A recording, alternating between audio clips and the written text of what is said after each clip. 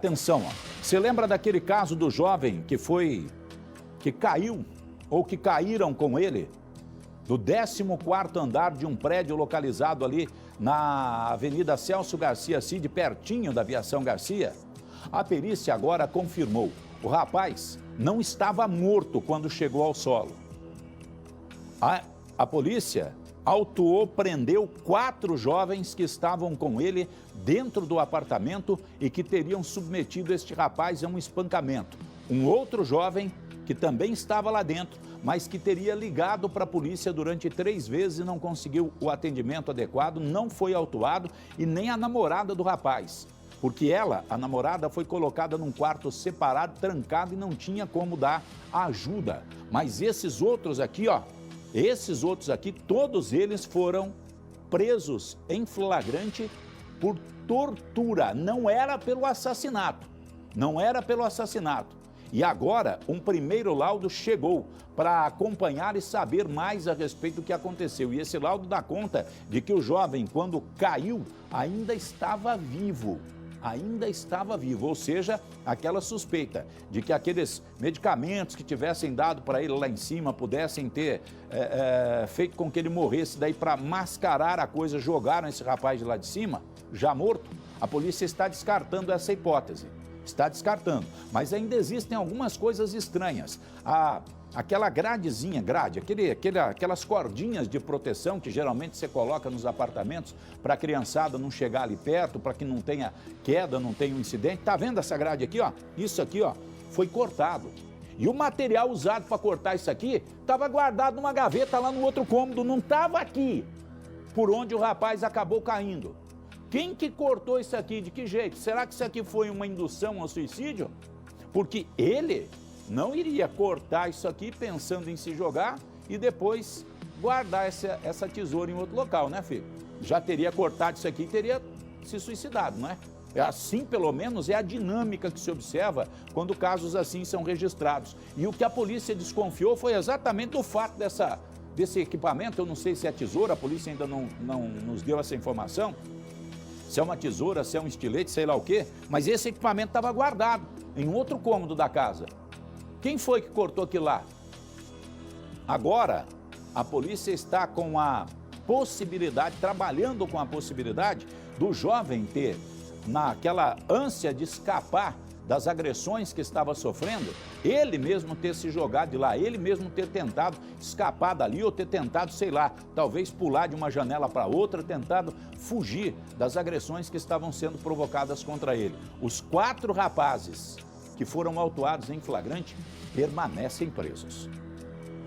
Uma nova perícia foi realizada no apartamento. O delegado foi pessoalmente no 14º andar e outras evidências surgiram. A principal suspeita é de que Alexandre se desequilibrou e caiu em uma tentativa desesperada de fugir da sessão de tortura. A Polícia Civil ouviu diversos moradores do prédio e um dos depoimentos foi revelador. Uma pessoa contou ao delegado que chegou a ver os pés de Alexandre batendo na sacada, possivelmente em uma tentativa de fuga. E logo depois ele ouviu o barulho da queda. Ouvimos uma testemunha que trouxe um fato novo. Em razão desse fato novo, eu liguei para o perito e ontem mesmo eu acompanhei o perito em 2 apartamentos lá.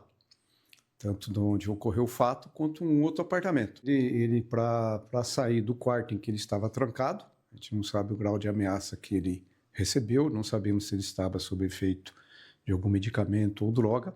Ele rompeu a rede de proteção do quarto em que ele estava trancado e tentou descer para o apartamento de baixo.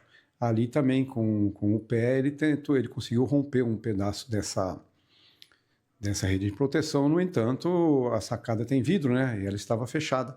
E aí ele não conseguiu acessar. Também não pediu socorro, não gritou, simplesmente despencou. De acordo com o delegado, o laudo do Instituto Médico Legal apontou que Alexandre morreu por causa da queda. O exame toxicológico ainda não ficou pronto e o resultado é fundamental para saber se Alexandre estava sob efeito dos medicamentos que foi obrigado a ingerir. O laudo da criminalística também ainda não foi finalizado e, por isso, o delegado pediu mais 15 dias à Justiça para concluir a investigação. O que a gente acredita é que a morte dele não decorreu das práticas de tortura e nem de um homicídio direto, digamos assim, né? No entanto, existe a tipificação da tortura com resultado morte, né? É isso que nós teremos que analisar após a chegada dos laudos.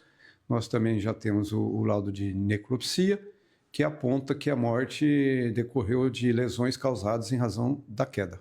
Os 4 homens envolvidos na tortura continuam presos. O delegado também segue com a investigação de fraude processual, já que a cena do crime teria sido alterada. Com relação à tesoura que foi localizada lá numa gaveta, nós entendemos que ela não tem, até o momento, comprovação de relação com os fatos. A questão é ter sumido uma das extensões que foi, segundo os depoimentos, utilizado para amarrar ou os pés ou a mão deles. A motivação do crime seria o furto de uma câmera fotográfica profissional avaliada em mais de R$12 mil. Alexandre tinha familiares em Boa Vista, Roraima, e mudou para Londrina há quase 3 anos para estudar e trabalhar. Ele tinha um relacionamento com uma jovem que morava no apartamento. Os autores do crime trabalhavam juntos em uma loja de celulares. Um deles, após a sessão de tortura, chegou a pedir pizza.